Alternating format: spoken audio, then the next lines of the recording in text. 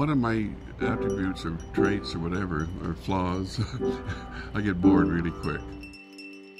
I think my view of life, while I might think it's normal, it's not. One would call it an absurdist vision of life. And I always thought of myself as a collection of parts, not really an organic whole, a foot and leg and so on, and I'm sort of all connected together. I confess I still kind of think that way.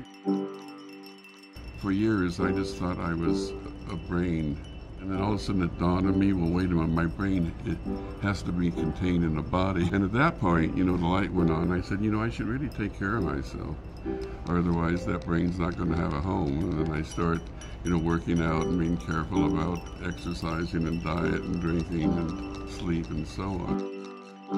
A lot of things that stop me in my tracks are things that are out of the ordinary, or maybe it's me putting them out of the ordinary. I remember being in a restaurant and some woman was talking just behind me and said, yeah, and the water comes right up to the shore.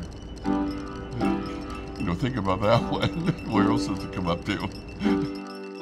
I can tell you one time I remember crying in theoretically public. It was in public space at the Whitney Museum, and I was looking at Mondrian's Broadway Boogie Woogie, and I was so overwhelmed with it, I really cried. Do guys not cry readily, or is that my perception of? I guess we all go through some years of going to a therapist, don't we, or do we not? I, come to that, question of like, how do I find out who I am? And my therapist said, you are your work. I just think about art constantly. And so maybe that's who I am. I don't know. I think I feel most alive where,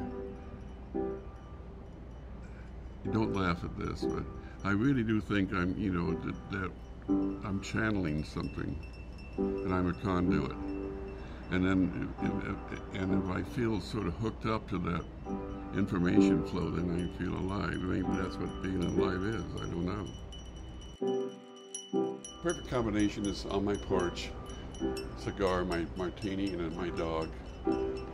That's as good as it gets.